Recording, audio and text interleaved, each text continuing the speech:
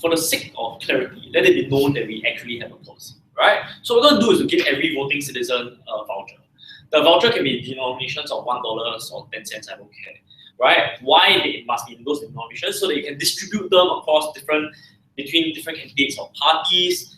You can also donate them to intermediaries like interest or lobby groups, so give them Greenpeace as a way of like aggrandizing like different people who all love trees and want to engage in like collective bargaining. You can give the money to Greenpeace as well. You don't care about any of the politicians. And you just trust Greenpeace to spend your money in your name wisely, right? So what's the problem? We think the problem is not exclusive to the United States. Clearly, it's the worst in the United States, where super PACs which allow like unlimited anonymous funding. So obviously, like they can come up with a policy that doesn't allow super PACs, but like fact remains that you have like organizations like the NRA or like Koch brothers who like donate billions of dollars to both parties. To try and curry favor with both sides and very often to even hedge against like the lesser preferred candidate winning. This basically proves two things. A, that these people are providing lots of money and presumably they're rational. They believe that their campaign donations will safeguard their interests. So they are deliberately trying to corrupt the democratic process. And we say that they are succeeding. Secondly, this also proves that these individuals clearly believe, and this is also true, that funding can influence election results. Because your election results are clearly more than just it's not just about people voting for you, it's about people knowing who you are and like how people think about you. And those things are affected by political campaigning, obviously. So the way these things are done are through the media, which is the shaper of our reality. This is where I run the boring, like standardized argument about how like every human being is unfortunately limited in our exposure to our world, and therefore our conception and perception of reality relies heavily based on what we're exposed to in the media, without which we live like a Chinese proverbial frog at the bottom of the well, right? What politicians do with this amount of campaign funding that they get is they fight for control over media and public spaces to influence public perception in extremely insidious and complete ways, such as your ability, like the amount of money you have influences the number of volunteers to canvass from door to door, to spread the message of love of God, to hire a social media team and data analytics team to comb through the internet to see what works, what doesn't work, how do you come up with a fancy advertising campaign to reach out to these individuals, to blast negative ad campaigns through television, radio, posters, and flyers, to shape and frame public perception of the world, which by the way may not necessarily be true. This includes like in the past when they attempted, like when politicians attempted to show that Barack Obama, hey, might not even be an American citizen, right? As in, because whether or not something is true, if you see it often enough and it's everywhere, it's an influence, clear influence on public perception. We think that all these things violate democratic agency of the public who are now swayed by these extraneous factors, right? This can be seen in the US where like 80% of the time, the candidate outspends the other candidate wins the election, right? This also gives the incumbent party a serious advantage because they have name recognition. It means it's much easier for them to raise funds, right? And this is how they can outspend everyone else, and it makes it harder for minority candidates. Now, I know like OPOS is being very surprised because they're going to come out and tell us that actually, right, unlimited donations is better for minority candidates because that's the only way through which you can raise a lot of money to fight against the incumbents. But I think our policy, like our very nuanced policy, actually solves that problem. How so, right? Because we say that like to the extent that we give the public a lot of money in like small denominations, it's very possible that the public may spread this money out between different candidates because voters, like most other people, like choices and enjoy wanting to hear all these choices. And is now much more willing to, given that the money is free, to give this money to people whose viewpoints are of the minority they have heard of, so that they might be surprised, right? More importantly, given that like a lot of this money is going to interest groups, like for example Greenpeace or whatever, they're so much more likely to donate to maybe say a green party, right? So we think like this means they're just likely to have a more robust and more dynamic political sphere. But what's wrong with unlimited funding? Yes, So I'm really unsure. Who is giving this free money? Where are you taking it from? Is it the current government? Yeah, I'm taking it from taxpayers. If you want to run an entire sustainable go ahead. I don't think that's very strategic. Let's move on into the problems of unlimited spending. Right? So I think like, yeah, as in like at the end of the day, if politics is a basic, democracy is a basic good service that everyone benefits and requires, I don't see why the government should be funded, right? It's not really that big of a problem, to be honest, like giving everyone $100 vouchers is really not that difficult. You are Singaporean, you understand that is not difficult. Let's move on to the problems of unlimited campaign spending and how it leads to corruption through streams. This can be evidenced by like the revolving door policy, where you see like people move from the who are lobbyists, move to the government sector, get a cushy job, right? Or vice versa, when you move from one to another. You see that in like Trump, like sort of like moving people who lobby for him, move for his campaign into his government, or like George Bush, who like literally like promoted Dick Cheney to vice presidency. Secondly, this also means that like small group of very rich and powerful corporations have undue influence over the government policies and politics. This is seen from like NRA basically like blocking any sort of legislation on gun control, even though like majority of Americans think that this patently makes sense. This is like religious organizations blocking access to abortion, even though again majority of Americans value those things. Extends towards things like George Bush entering Iraq because his campaign was heavily funded by the military-industrial complex, and suspicions that's the case. We say even if that wasn't true, right? I think the fact that there's suspicions and perception that the government is corrupt is utterly damaging to democracy. Thirdly, this also means you give disproportionate power to the rich and wealthy versus the poor and vulnerable. Our policy clearly levels the playing field by giving each and every citizen, each and every corporation the opportunity to participate, encourages them to participate. Here's the next problem. Within the status quo, democracy is failing because voting turnout rates are also very low. There's a lot of people who are disillusioned, who are marginalized, who are shut out. For example, your poor black Americans, a lot of whom are not voting, either because they're too far away from voting booths or lost their IDs. You have like Republicans trying to introduce like voting tests, block them from being able to vote. Things like that, they don't feel like their vote really matters, they don't feel like they can really make a change. And therefore, it creates a vicious cycle where politicians are less likely to canvass and campaign or target their concerns. They essentially become second-class citizens because their vote doesn't matter. How does the policy change this? To the extent that we give them $100 and we empower them to make a difference with essentially government money, right? We encourage them to find out more about what's going on, right? We encourage all sorts of different interest groups and politicians to now try and canvass for their donation when they were previously shut out because they were considered people who wouldn't donate to your campaign anyway, and therefore you could just not care about them, and this created the sort of mentality that they thought that they just shouldn't participate because democracy wasn't in their best interest. Please fix that for all those reasons.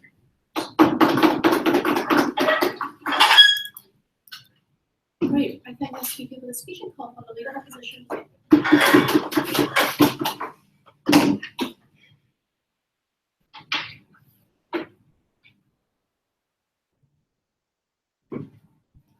The position of the opening opposition is quite simple. We're going to prove two things. One, people have a right to spend as much money as they want to during election season. And second, removing money out of the equation makes things worse for both smaller parties, minority individuals, as well as the incumbent government. Before I go into any of that, I'm going to first deal with the opening government. First thing I want to look at is their policy. According to them, people can't spend their own individual money, but we'll have a voucher system that the state will fund. I have a few things to say about this. The first is, if every person gets $100 and there are close to 300 million people in the United States, that is a huge burden on taxation that the opening government is going to decide that will increase. As a result of this, and your policy when you're going to increase this taxation, a couple of things will happen. The first thing we would suggest, as a result of your model, more and more individuals are likely to evade taxes, less likely to opt into your model, because they're literally paying for other people who have more political power than them. But the second thing we suggest is, even if your model works, your voucher system literally causes more harm in these places, because now you incentivize more people to climb on the minorities or have to have more voter tests, because now everything being equal and taxation literally being robbed from them to displace money everywhere means that they're going to suffer more. I think your policy literally causes them to suffer. But the second thing we will say is, this voucher system really doesn't make much difference. Because look, if status quo is people are wealthier and poor people are poor are poorer, it's a ratio. In your world, you don't change that ratio because people are still numerically lesser, and in your world, richer people are numerically more, white people are numerically more. In fact, we make this worse. We think you make it worse because the only thing minority individuals have is literally wealth to compensate for their lack of numbers, and you remove it from them. I'll explain this later further. But the second thing they say is super PACs corrupt governments. According to them, the NRA and the Koch brothers have made things worse. Three things to suggest to this. First, we would think they have a right to spend this money. Like in a world in which the NRA and the Koch brothers didn't spend money influencing politics, we think their concerns would not be voiced. Like they represent parts of America that actually want increased regulation control. They represent like the needs of their corporations that require them to fund to increase job opportunities in FDI. Like representing companies might be bad, but not representing them is worse. But the second thing they say is they literally go on the media and they tell people what is, they comb the media, they say what's bad, what isn't, and as a result of this, it influences people.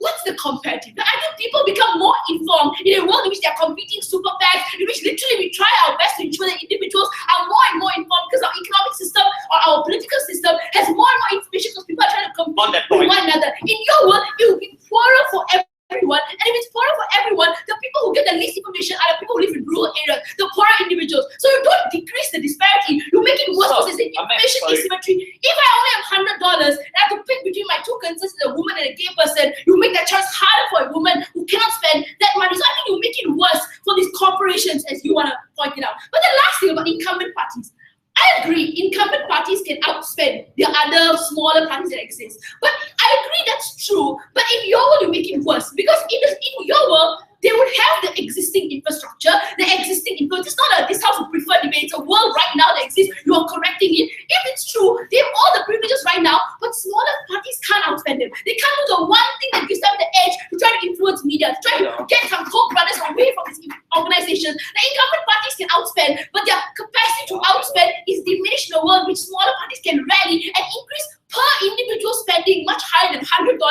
voucher is going to give them. Before I go to my material, yes. So a lot of your argumentation is still contingent on individuals taking money out of their own pockets. Given that the model is now that we'll print money for elections, why would they still have to make a difficult choice? And what is the incentive? If you are going to print, Siron, if you are going to print more money, the net value of each individual dollar becomes worse. Like I think in a world in which you're printing money or whether you're taxing the money, it literally gives less power to a single individual and causes more harm. Then your incumbent will rely on reputation. If you say a white person will win the election, decide to do anything with your money, the only thing minority individuals have is their money to compensate for it. You make it worse. Printing money literally causes more harm. First, we think people have a right to spend this money. Because I want to know this debate that everyone has a right to vote and a single vote per person, but that doesn't take into account the depth of that vote. So some people, everyone cares about economic inequality, but some people care about it more. I think money and people having the right to exercise that autonomy over their money means that they can show how much they care about it. Campaign contributions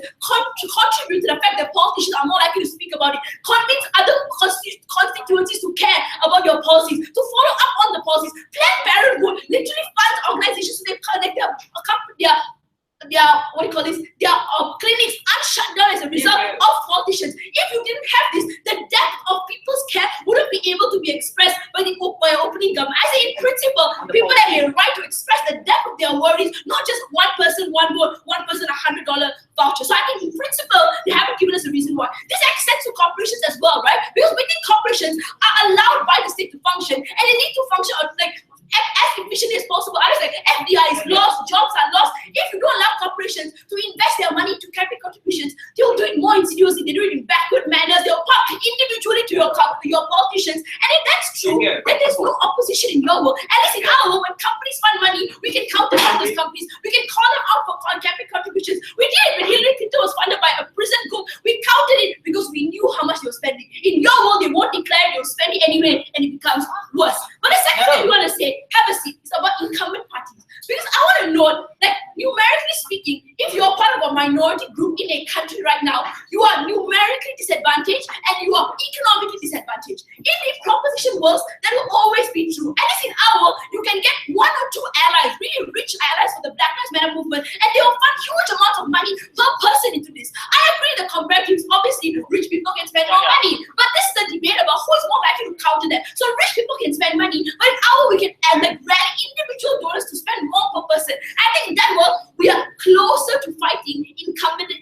individuals. This means more minority parties are more likely to exist. We won't keep on co-opting incumbent parties' ideologies. Like white people are always going to get vote in the government's world because they are more trusted, they are more likely to not require this money. The only way to combat is by individual person having more money to spend. But the last thing, minority groups. I agree, rich people can outspend poor people in both worlds. But in our world, you can fight it. You can ask each individual black person to give more money to compensate for the white person. So in some places where the black population is small, but each person has high amount of money they contribute, they'll be able to compete with poorer white America. I think that's a world in which we get some change for minority groups. But in the propositions world, because everyone has $100 and there's no cost to giving them money, the privileged, the incumbent, and those are already in existing power structures will always win because we cannot compensate our lack of numbers with anything else in this democracy. It entrenches power.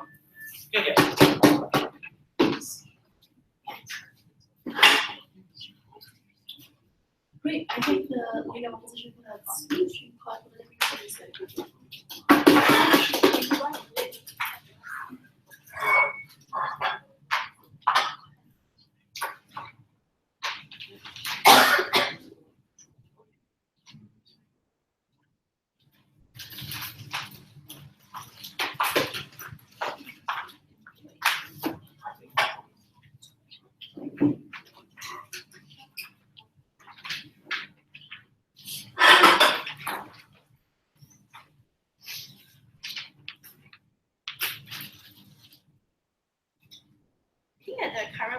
system requires a complete takeover. Because when the United States, right, a single individual himself can contribute up to $2,700 per candidate, and then another $5,000 to each PAC, which has resulted in a corrupt democratic system that the United States has today. It is then problematic for opposition to come out and claim that having more money is necessarily a good thing. Because we should be seen through reality that it just doesn't make sense, right? Because what's happening in the US is that there's a very, very unaccountable and undemocratic government that claims to be representative of the individuals. So we think that it ultimately hurts democracy and corrupts it when individuals and corporations alike can bankroll political campaigns in a certain form of direction, which ultimately negates out certain forms of policies and implementations of legislation that actually can help the poorer minorities the opposition so wants to help. So two rebuttals from it. Firstly, on the policy. First of all, she said that it's a lot of money when you have $100 and times 300,000 million or something. So we think first of all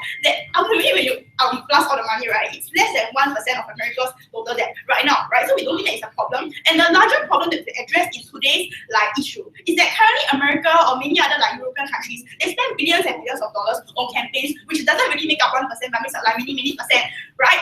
So the problem here then, if you see, is that is that we are trying to reduce the money in political campaigns because we think that having a lot of money is a bad thing because it results in things like negative ad campaigning, which ultimately worsens the level of democracy and hurts the democracy that you so want to protect. No, thank you.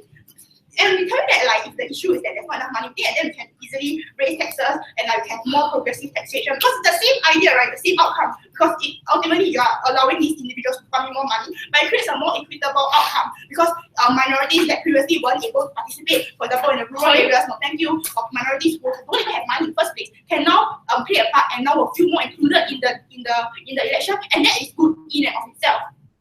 Secondly, this idea that this idea of companies, right? So what Amrit came out to tell me is that companies will then lose out because they now only have $100.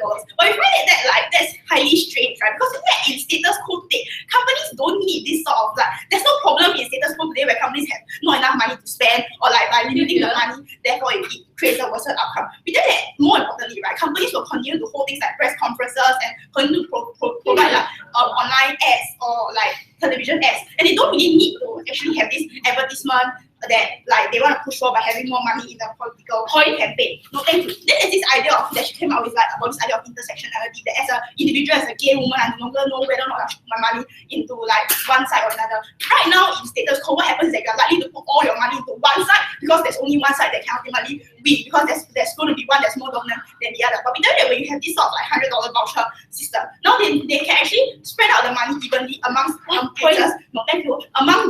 different groups. And we think this is more effective because there are multiple sorts of intersectionalities that exist in society today, which is precisely why we end up all these intersectionalities, right? By logical extension. Thank you. This means that they can ultimately create a more a better outcome and more resounding voice. Then this idea of, no thank you, about this idea of the rural people they talk about. We tell you that under their side, right, what happens in status quo today is that the rural people are completely ignored and left out of elections because they are like further away from the system or taking a moment, or because they simply don't see a point for them to actually take part in the election because the outcome doesn't matter because they have no money. Yes.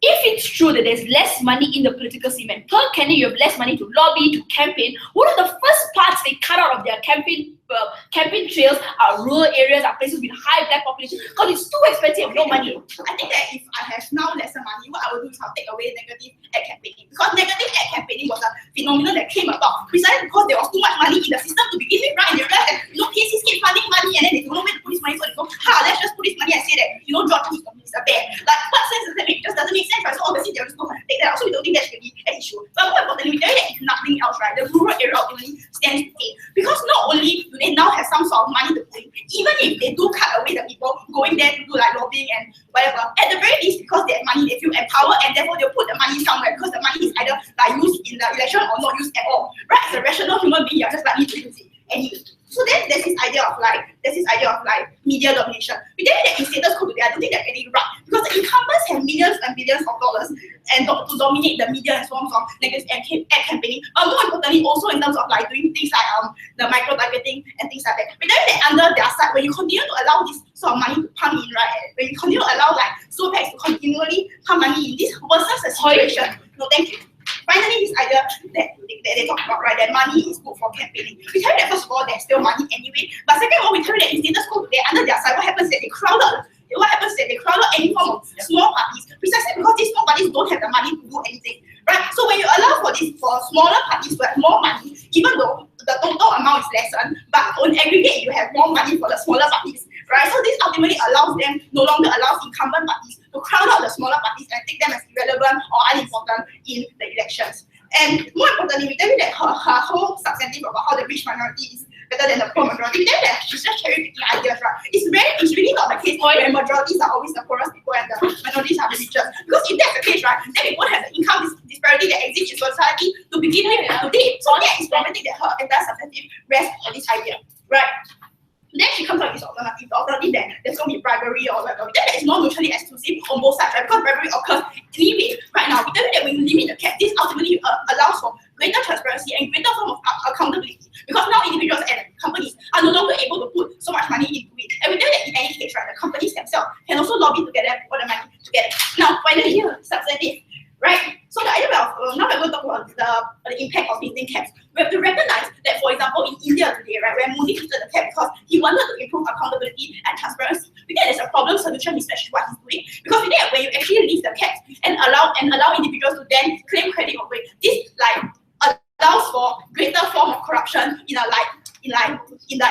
broad daylight, right? Because now corporations can totally claim that this is the money they're putting, and therefore their form of like political representation should be carried out. We tell you that in this case, right, under their paradigm, progressive policies that best help outward mobility, things like minimum wage, family insurance, child-friendly policies are unlikely to be in the limelight, precisely because these individuals never had any money to pump in, but rather than that, you're going to focus on things like what I've talked about, right? There's going to be like the revolving door policy because these rich and elite individuals are always going to remain in power in the government and in private sectors to dominate the entire country and the way the country works. And because we think that under their side, right, there's going to be a lot of corporate gains. I think that's problematic because these corporate gains ultimately negate any form of upward mobility that the individuals who are in the democratic system to begin with need. And because of all these reasons, I'm immensely proud to propose.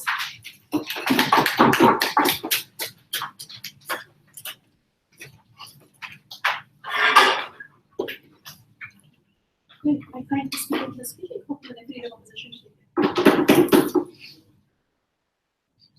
The fundamental failure of OG thus far is their inability to comprehend that this is a dishouseward debate and not necessarily a prefer. Meaning to say the government can't figure their way out and say that assuming now that we have a new policy, or the incumbent leverages that they have right now will simply go away. We think that that's an outright lie. The corrupted system that Alfred wants to change from his speech will always remain the same. In fact, there's no opposition to challenge it right now. And we think that's fundamentally the problem that's going to affect not only the majorities, but ultimately the minorities the most. Because you tell them that not only are you numerically disadvantaged now, your entire political capital is capped to the point that you can not necessarily look for example, rich or angel investors to actually help you to actually not angel investors per se, like actually rich donors who are your allies. So we think that's harmful. So I have two extensions today. Firstly, I'll talk to you about necessarily why is it that when there is already an urban-rural divide that government considered, it will be further worsened on our side when people make the priority to actually go to the more cost-effective campaigning and that means that they only campaign in places which are dense, which are, for example, already having the facilities for them to be able to facilitate their campaign better.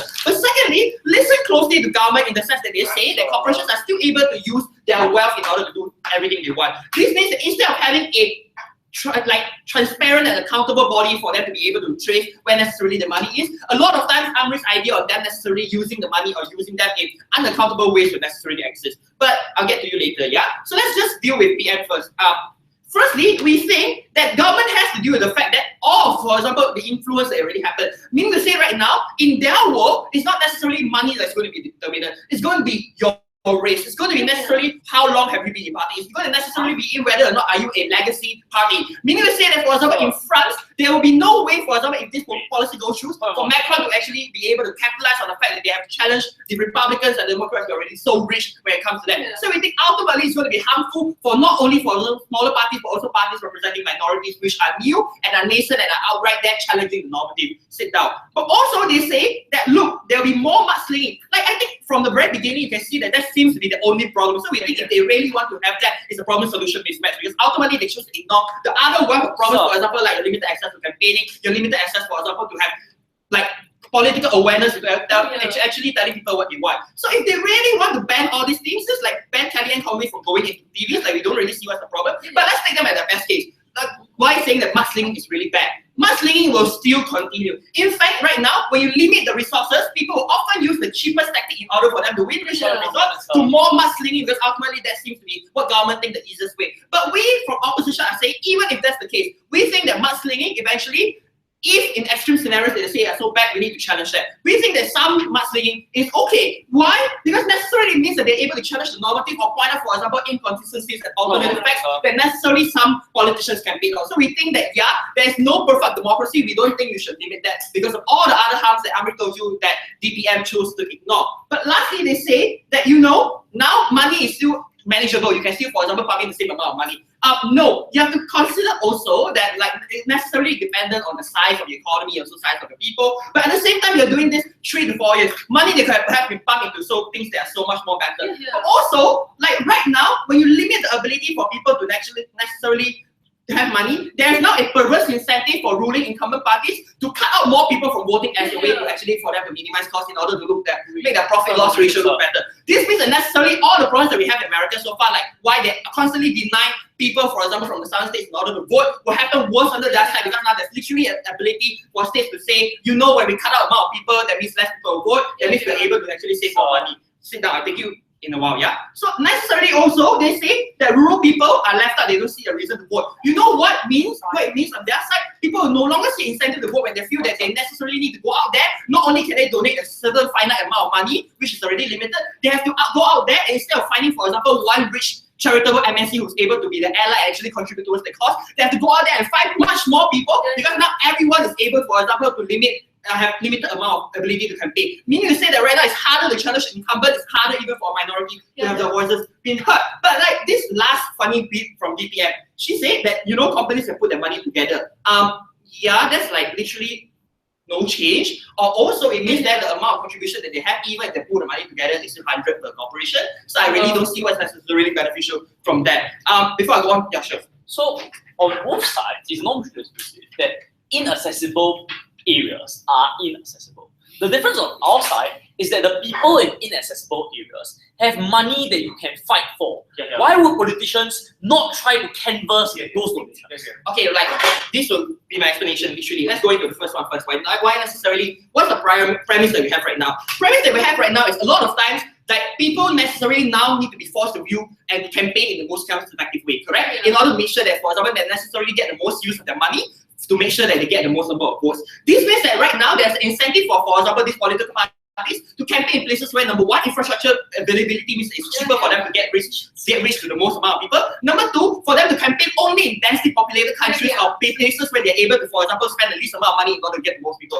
This means that right now, all of these areas are consistent with the fact that gentrification happened urban population will forever be the only one that they practice, because ultimately, for the same amount of money that they spend into getting that, at least they can get more votes rather than them spending the same amount of money to actually go into a place, set up new infrastructure for them to be able to reach out to urban voters. This means that right now, corporations or political parties will find it very hard, or necessarily they will be able to trade off the fact that they might lose some urban rural voters, but it's okay because ultimately, election is a numbers game. This is ultimately harmful. Why? Because the urban-rural divide that government talked about so far will be further strengthened in the sense that now there's literally no incentive for them to go in. Sure, they want to get the vote, but ultimately we think that people or parties will rationalize that they can spend the least amount of money in order to get the most votes. But also, when they're unable to get access or they no longer think that there's an incentive for these people to go in there, this means that you're unable to necessarily get what, for example, the Rust Belt was, not necessarily rural Americans. And we think that's ultimately very harmful because now it forms a more elitist, like urban-centered democracy that's necessarily not taking care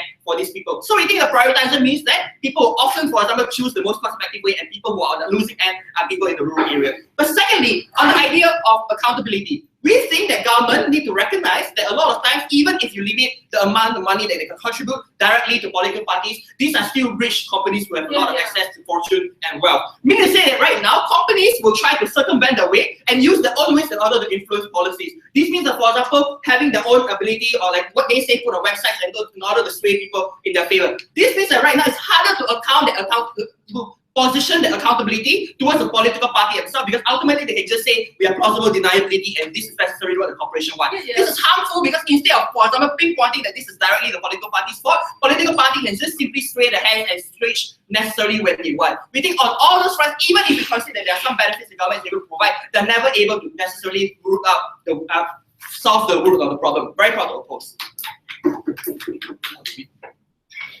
Thank you, Deputy Leader of Opposition, and call on the member for this review.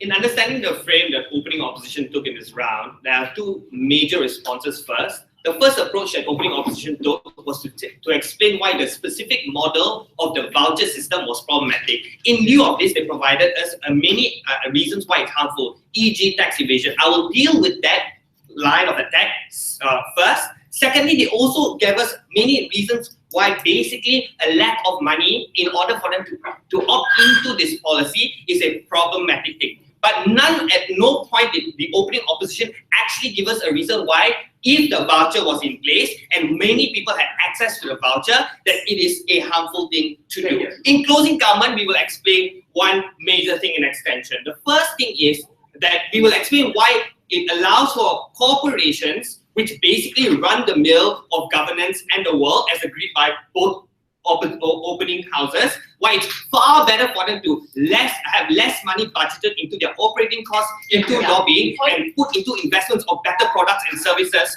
but more likely have a seat, more likely. Before I get to that, let's deal with a couple of responses to the opening opposition. The first, will there be corporations that still fund individuals underground, as Amrit suggests? The first thing we'd say is this really unlikely, and the reason why it is unlikely is that there's no guarantee that someone will follow through on said deals or promises. And when they don't, there's no way to keep them in check when they do. So they will be unlikely to invest their money in such a way. They are more likely to co-opt and include themselves in our model or extension, as explained later, and we think that's an unlikely scenario. The second thing is individuals that evade taxes as a result of the printing money model being too expensive. The first thing we'd say is, for a vast amount of people, it is too expensive to just root up and leave your country, but B, it is too expensive to pay firms like Mossack Fonseca to deal and handle with the transaction of money being taken away. So a vast amount of people will still be captured under our policy, and that's a way we lose some groups of people that you say will take their money and go away, have a seat. The problem with that is those same individuals never had an invested public benefit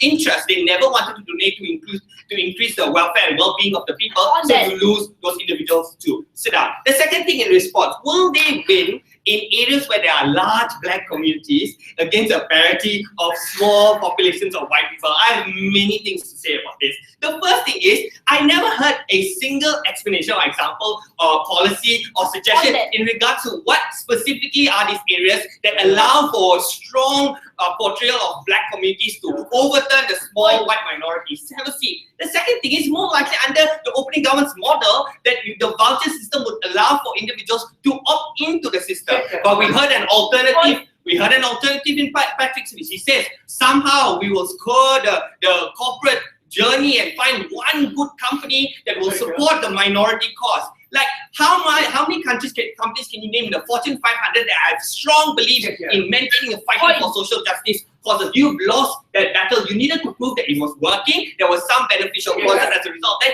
you failed to do that. You're more likely to have them win on our side. The second thing is the comparative in this argumentation is that we have more African Americans on parity being able to reduce the gap against white populations, because like dominant races have vestiges of accumulated wealth, right? So a reduction in that brings the parity lower. So sure, they still lose out in regards to the numbers. We agree with Amrit, but far less, because they don't only need to fight the population, the numbers in terms of the population, but now they do not need to fight against the vestiges of accumulated wealth by these individuals. Have a seat.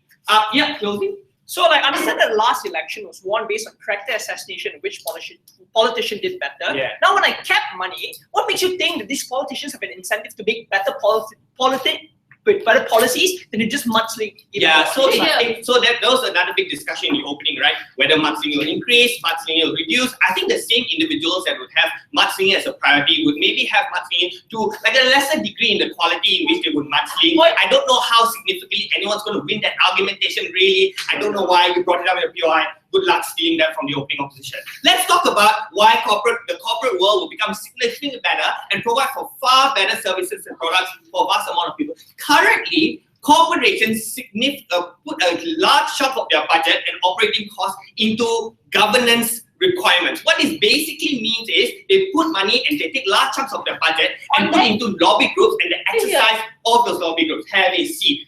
What are good examples of this? So Disney literally pumps in millions of dollars in order for them to continuously break laws, IP laws, and lobby groups in Congress, so that they continuously illegally renew licenses on characters that they did want other people to have. This is millions of dollars put into it. So like restrictions on these things would enable them to spend this money better. What this means is that we won't have a Toy Story 4. We don't need another like despicable movie. What this means is you'd have X amount of money put into better products and services, better theme parks, better services across the board, because we didn't need to pander. They cannot pander in our world. So on a net, you give better resources for individuals to access these products and better services for them. Sure, opening. So corporations need favorable policies and governments to support them in order to have all these benefits about better products and having an environment that's sustainable. In your world, when they have none of their concerns heard because there's no money pumping, how is this going to produce beautiful products? The problem with that is the assumption is that the democratic system and instrument has been working successfully. But it's not by the same reasons you said, right? You told us that lobby groups are corrupted. You told us that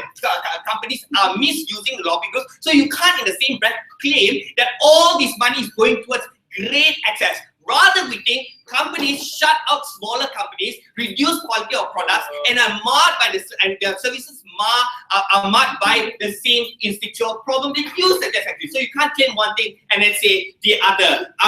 The second thing in regards to this is, where would this money go? So assuming you won't innovate or make products and services better, you'd actually maybe take part in actual donations and corporate social responsibility. Yes, but which one is it more likely? In a world where they don't need to put millions and millions of dollars into lobby power, or in the opposition side where they absolutely have to. You know why? Because if they don't spend that money, if they don't bank that money, the next company down the line will. And we think that significantly harms the development, innovation, and corporate social responsibility initiatives by companies. On a net, we are the team that told you on both perspectives, whether it was a voucher system that prints free money, whether individuals don't have access to the money. We are the ones that told you that the machinery behind democratic governance, which is corporations, becomes significantly better, and that benefit trickles down to everyone else. Thank you.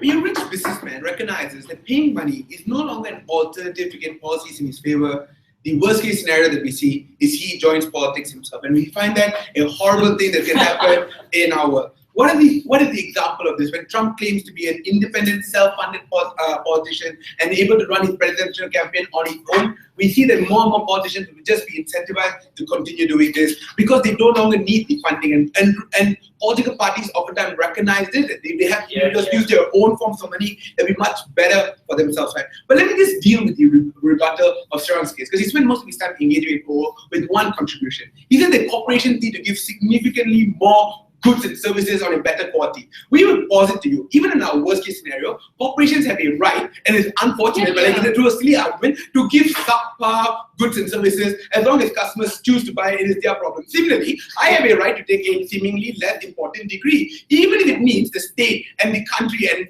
my fellow people would gain less of a benefit. It is still my right to do so. So I needed to hammer the point out why it's so important for corporations to come out and do this. And like if what if like who the people have died because there's a Toy Story 3, right? I have heard of that. Cyril, maybe you want to clarify. Sit down. What are the important questions that I will raise in today's debate, right? And this is how we will frame this. Firstly, we'll tell you that you incentivize political parties to instead, sit down, Cyril. I know you're testing, right? To now invite rich businessmen to be the front of the political parties. Why? Because they no longer need their donations to shape their political party's direction if they can fund their campaigns on their own. And we think the concessions that political parties willing to make to have these politicians run their own campaigns is significantly dangerous. Secondly, we'll also talk about how you deter poor politicians or poor aspiring politicians from joining politics to begin with, because in a bloodbath of politics, where money is the ammunition, and we concede that media and coverage is the best way for you to garner the most number of votes to win your subsequent elections, money will still remain important. So no matter how you look at it, political parties will always look to maximize the amount of money they could get, to maximize the amount of media coverage that they can garner, to maximize the number of votes that they get subsequently, right? So we tell you that underneath all this policy, politicians, businessmen and corporations will always find loopholes to overcome this, and this is the elaborate loophole that oftentimes will be the result. You will have more Donald Trump running president's candidate, his own candidacy, and these are the problems there. Then we want to hear that first and then try to rebut it. Now, right? What is the premise of this particular argument, right? Because political parties now know that donations are no longer recognized and aren't important, they need to look for alternatives. What are the contention? When in status quo, political parties look for more, like in status quo at least, we look for more marketable candidates, right? Like when the Republican Party recognized after they lost the Obama administration, they need to start garnering back the Latino and African American votes, right? So this means the political parties are invested in ensuring that policies and politics in general is still vetted for the people on the ground. On a comparative, you now incentivize them to start making concessions and promises and room for businessmen to start becoming their representatives. Why is that so, and why is that harmful? Because we tell you that this is often number one, disincentivizes socially based political parties or political parties that are in support of higher taxes for redistribution of wealth, in comparative to richer political parties that have always been for big businesses, right? So the political parties that have always been for big businesses will garner the majority of the politicians they look for to ensure that they maintain the same amount of funding. On a comparative, the political parties that are oftentimes poorer and actually believe in values like the birth lottery, it is unfortunate that you're born in a socially disenfranchised economy and socially disenfranchised family, and you need equal amounts of help, will oftentimes garner less airtime because there is no rich businessman wanting to be the forefront of their particular political party. Second question, I need to get to this, right? How do you deter the poor from joining politics? On that point. But you know what? I think Alfred, because I need to engage. Okay, so on our side, even if you're a rich businessman, you still can only donate $100 to your campaign. So what's actually better is someone who's not rich can still canvas, go like to each village and say, please villager, give me some of the $100, I will fight for you. So I think there's a misunderstanding in how this goes and how donations go, right? The reason why political parties require donation is for lobbying, and donations need to be from another person. Why would you donate to your own running or in an election, right? There's not really a donation, it's just using your own money to maximize your ability to garner more votes, right? Like, that is no longer a donation, it's just spending your money however you want to spend it. I don't know if we'll be having an English language debate, but I think that it's the direction in which we will take that, right? But secondly, why do you deter poor politicians? And this is where a bulk of my characterizations come in. oftentimes there are many marketable politicians that oftentimes come from socially disenfranchised backgrounds. What is the problem of this? That means these individuals could become good policy writers, or good representatives, or good Senate members, and good presidents, right? But unfortunately, due to the economic level, even like on a comparative, President Barack Obama was considered to be a decent politician and a decent president in America compared to George Bush and probably Donald Trump. He hasn't ended his term, and we'll find out soon enough. But on a comparative, right, he was also poorer than the other two that came from large dynasties, right? We see individuals like him or aspiring politicians like him or studying like social sciences or whatever have you, within universities, be disincentivized to ever take up these courses or be disincentivized ever to join a political party, because political parties recognize that the amount of room that they can maneuver with this person, or the sort of benefits that they can accrue from having this person within the political party is significantly diminished under your policy. On a comparative, when they see someone who is exorbitantly rich, that comes from dynastic sort of families and have huge amounts of money that they can spend on whatever they choose and whatever they like, right? Like, it's not illegal for a person to come out and say, vote for me, right? Or vote, like that is not against the spirit of the motion. So we tell you that this is oftentimes the direction in which political parties would look to push this. And why is that problematic? Because then it no more becomes who is the best politician or who can bring the best sort of benefit, but it'll become who is richer in that particular selection process and who can garner the most amount of votes, because they oftentimes can afford to spend the money to go even to your rural areas and get these sort of votes. But lastly, let us now bring down the last debate on mudslinging and why Chico will take this debate, right? We tell you that there is a myriad of options that political parties employ to garner these votes, right? That involves making good policies, that involves trying to, giving handouts in Malaysia. There's a variety, right? But we tell you that unfortunately, in the status quo, after you look at the trend of Marine Le Pen, the rise of the right in Europe, and Donald Trump, right? The recipe that seems to be working, unfortunately, it is like passionate, nationalistic sense of politics, where you talk about the heartstrings of individuals, where you no longer want to be reasonable and you no longer want to engage, but you make like very populist-based policies to garner the votes, right? Like, we would agree that even Sanders and all his policies seem unreasonable. In also comparison to Trump's policies seem unreasonable. And those are problematic, and it's symptomatic when you don't get the best sort of politicians possible and you force political parties to use mudslinging, because that seems to be the most effective. We prefer a world where they still get the same amount of money they have and still make an attempt to make better policies or garner the votes from the rural areas. Supremely proud of those.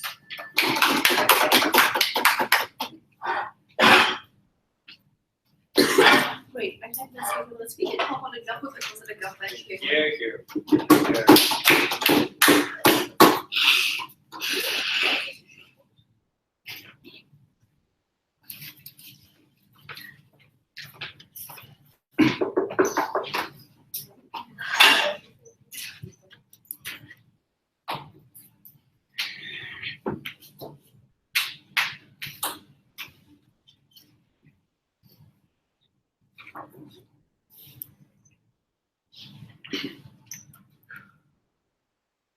Panel, the basis as to why the government to take this debate is simply the principle of democracy. Democracy was started off as to one person having one vote, where everyone's voices would be important.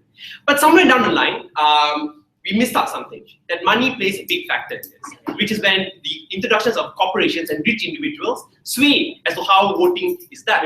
It's no longer one person, one vote, because a person who still have one vote has got a lot of money that he can use to influence the outcomes of elections. Which is why, consistent with one person, one vote, we have to go with one person $100 USD, even if it's the voucher system that we talked about. And on that principle and that basis alone, no team on opposition can take this debate. It has to be either one on government, right? Then we are, so that's some long opening line. Dealing with opposition, and then opening opposition, and then Sidon's argument, which I think were quite important. Closing opposition. The biggest problem closing opposition in this debate is that now that the rich people can't donate anymore, what do rich people do? They will join election themselves and they stand for election. I think the first response to that is fine. If you want to join election, anyone can be, Kanye West can also be, go for it. But second, they'll tell you, think about this. If their idea is that now you can't donate as much anymore, so you think I got a lot of money, I'm going to run for election. If every corporation has the same mindset, meaning Shell is going to run, BP is going to run, Google is going to run, every CEO in the world wants to run, what happens then? This is where whatever political capital and your lobbying power you had will be diluted. Because you no longer have the monopoly that exists in one individual that is confident that. But when everybody starts running for it, they all probably have different policies. We're just talking about some tax things. But the thing is, you notice two things that is still finite. First, number of votes you can have, meaning that individual can't vote for every company, so every company is running. But second, the amount of capital you would have is also less. Capital meaning the vouchers we talked about. Whatever existing money you have, fine, you can have that. But both these things is still finite, and then you dilute this and think it's harmful. But instead, we think it's better for any minority groups that's fighting for progressive taxation, fighting for capping the wealth that people can have. Assuming that if we even have groups like this to begin with, everything is better that these people we have a lot more support, a lot more capital, because right now what happens, this is the benefit that we have in our proposal, is that the poorest of poor person and also the middle class individual who is for policies that is anti-taxation, for taxation, will now have the money and capital to contribute to these groups to begin with. So it's not only you dilute the monopoly that exists, but you also give individuals like middle class and existing individuals that otherwise would not have participated the right to participate. So we think split it down as a net, it does benefit the other groups that you want to talk about. We think it's bad if they want to break up and form different coalitions, right? Split it down. That's closing opposition entirely what they want to talk about. Opening opposition had two problems in this debate, and the two things were, first is that everyone has the right to spend money, and second, you have lesser money in the system and it harms minority. I'd like to point out that the first argument was not really tackled by the opening clash about the right to spend money. I have two responses. It's very simple. Please sit down. Principle. I like principle. First, your right to spend money is not absolute. Two examples. First, please sit down. During times of war, right? Your state government always clamps down as to how much money you can't use any money if it's going to help the enemy party. Even when it comes to issues of terrorism, if you have got a bank account that's funding terrorist organizations, we clamp down on your right to spend that money. So you have no absolute right to spend money. But the principle to be derived from here is that the harm that is antithetical to the goal that the state government wants to push for. So if the harm is going to be harming democracy, which is entirely what the government is pushing for, we think you'll take away your right to spend your money, and we don't think there's an argument that you can stand for. Please sit down. Second, the idea of less money in the system. So I think this is a bit all over the place. I don't know if you have less money, you have more money, you probably have less, maybe you even have more, right? But what we know for sure, you have, please sit down, constant money. What do I mean by this? Meaning if you have 300,000 people, 300,000 times 100 is 3 million. that amount is a constant that exists within your society. So if Amri was to say you can't show the depth that you have, your love to the Black Lives Matter movement, any nature group, any environment, animal group, etc. Think about this. This one or two African American that Amri talked about, they have a lot of money and now can't donate. The flip side is that one cis white conservative man who will have a lot more money than your 5 African American person, they will donate a lot more, and you still have a lot more money in the converse compared to your side. At least now, when you cap it, you must find 5 more white person to make up the 5 African American groups that you want to talk about, right? So the constant, because the money that you can give is constant, it's not just 1% how much money you have. You need to find the equal number of person that would go by that, right? Please sit down. Okay. Second under here is this idea of lobbying and dense population. I think in the opening half, OG tried to tackle this by saying that they'll have incentive to go into poorer places because now they have money. I will nuance this further by not talking about the presence they have money, but rather they have equal money. Think about it. The reason why you go into dense population, like what Patrick talked about, is because there's more people over there. So obviously by mathematical sense, you want to have more votes. But right now, we will posit that it's not just that. It's because the urban areas, the people, it's not just more people, but people with more money. That is why people go into this area. It is untrue that rural areas have not that many people. As a matter of fact, you have more incentive to go into rural areas. Why? It's not only they have the same number of people, but also they can contribute the same amount of money towards these groups, right? So we will tell you that you have more incentive to go to these areas. Why? One is an untapped market that they can give you the equal number of money and equal number of votes that you would get otherwise. Meaning, at least on a scale, people are more likely to go to rural areas and lobby under our side when their votes and the money is equal compared to the people in your urban area. Before I go on opening. So your extension makes no sense in this debate. If companies can go together, as your opening suggests, if companies have interest that they need policies to represent, how on earth are they going to suddenly spend all this money on better products and better merchandisers if you limit their capacity to exercise some freedom in shaping policies? Okay. The thing is, right now, companies spend a lot of money because there's no cap. And the reason they're spending is not, perhaps they have some alternate motive to push your policies and all, but also they also donate a lot of money for tax deductibles. Meaning to say that the existence of tax deductibles mean that now you can't donate to political campaigns. You either keep the money and invest in something like the Disney example. If you don't like that, let's talk about penicillin, right? The last time we innovated onto penicillin was a long time ago because we never had incentive to do so. But right now, comparatively, if either you donate because you still want tax deductible, but you can't run the political campaigns, you donate to other charitable organizations that have some objective benefit there. But also second, we would say that now that you know your money is not your money is equivalent to the your voice that comes to your money is equal to the number of people you have working within your corporation. That's where you have more incentive to help these people also, knowing that you treating them better, they will vote for whatever organization or political campaign your company is going for. The conclusion to this is simple. Right now, corporations waste a lot of money when it comes to things like this, and we think there's an opportunity cost with it. It's better under our side when you cap your spending. Thank you.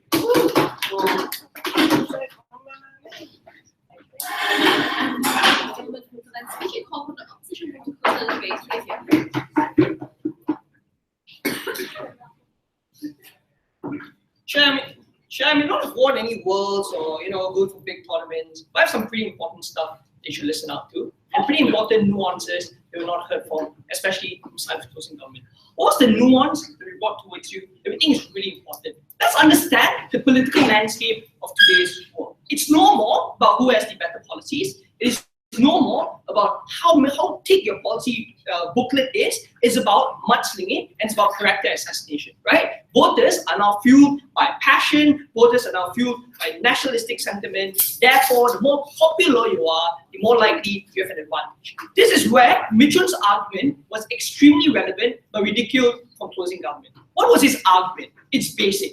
Since we have finite resources in status quo, and also note, when we had infinite resources, meaning when we had no caps, the election still boiled down to mudslinging and who won, but now it becomes even worse. So when we finite the amount of money that's being thrown into, political parties will have to reshape the manner in which they have to win an election. So it's no more about just spending money, but it also becomes about who is the more popular candidate they can push forward to. That is when the idea of businessmen coming in was really important, right? Businessmen such as Donald Trump, for example, who ran independent but was adopted by the Republican Party on the sheer fact that he has populist sentiment that people can resent on. That is something you can't just dismiss and get away with, compared to your extension, which I'm a hammer right now, right? So what was closing government's only extension? It was corporations should stop spending money into your lobbying so that they improve their services. What was the analysis we went to that? Literally nothing. There was a huge leap of logic in which Sean told you, we take this money and we straight away funnel to getting better services, right?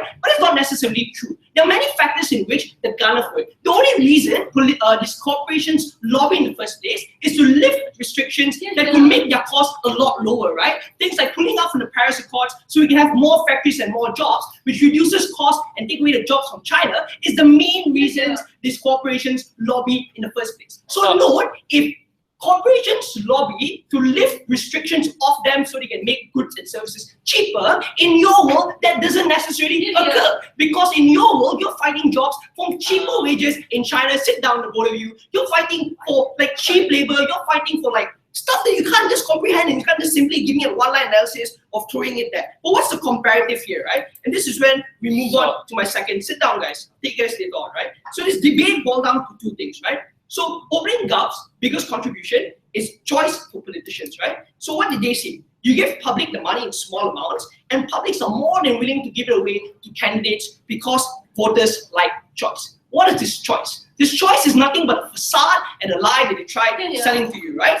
Your choice, please sit down, I'll take the both of you later on, right? Your choice and voter influence is now predicated upon the popularity of your candidate. You leaving the money level playing field will allow other factors to stand out. What is the comparative? The comparative is this, and this is when Mithrun's argument was extremely relevant as well. You're an unpopular candidate. Obama was not known before he started running for his presidential candidate in 2006. Now this is when the diversion happens. So you have an unpopular candidate with good policies, but you fund him and you lobby for him. Therefore, you get to compete with your politicians on your other end. What is the nuance and which is the clincher that we provided to you? Is that your unpopular candidate now has the option in which he can share the media time because he has the money that you have. Comparative in your side, when it's finite and when you have a populist already who already has the advantage which you can't control of popularity. Sit down, guys. I just got so much to say, right? The popularity which you can't control of, you significantly leave the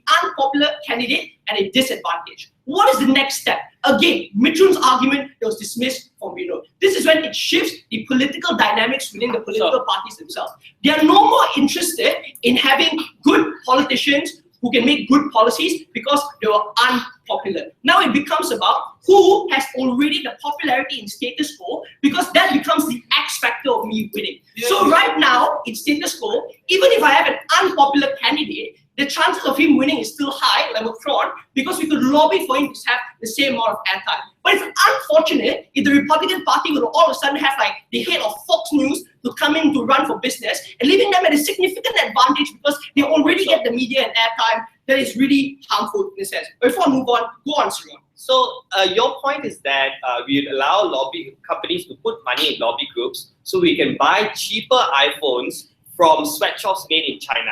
Why is that a good thing? No, that's not my argument, Shing. My argument is you have an unpopular candidate, so you funnel money into the unpopular candidate, therefore he gets to voice his words on a platform, comparative to your mudslinging. Sit down, no more, right? Corruption through lobbying, another issue that was talked about in today's debate, right? Lobbyists get into cabinet and corporations have a lot of influence, right? Such as the NRA. How did opening oppositions talk about this? They talked about the backdoor dealings. We bring a bigger harm. You don't change this, right? So if it's true, and both sides concede that corporations are greedy and look at lobbying to be really important, it's also likely that they could also become politicians, right? Let's not laugh at this matter, because that is true. We see a rising trend, like for example in Uruguay, the current prime minister is a businessman with zero political views, right? We see a rise of right-wing nationalistic sentiment because these individuals don't have proper policies, but ride on populist sentiment, right? This is extremely harmful because you shift the landscape. From just putting in money into cabinet, you now have a businessman sit down, it's already 26. You now have an important member who therefore takes a job and makes the same mistake. So this is what we brought to you to the table, and we felt it was dismissed. Chair, understand this. With finite resources, political parties are still desperate to win.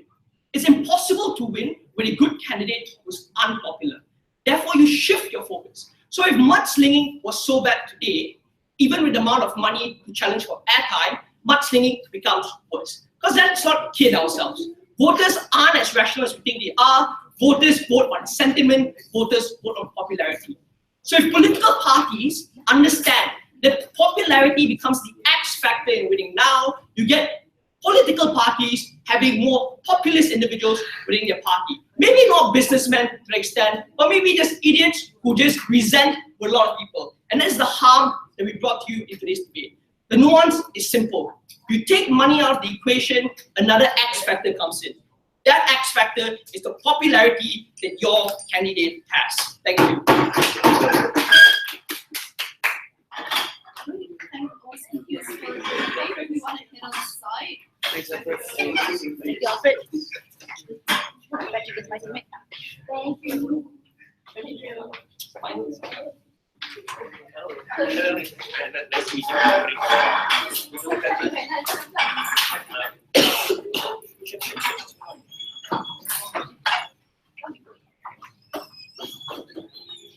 Thanks, Jack.